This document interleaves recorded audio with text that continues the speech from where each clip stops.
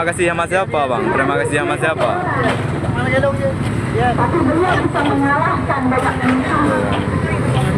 Ya, bilang merdeka semuanya biar aku baca.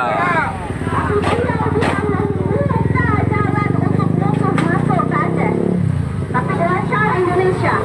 Kisahnya, Tengku Umar buat perjanjian sama Belanda, boleh masuk kemari.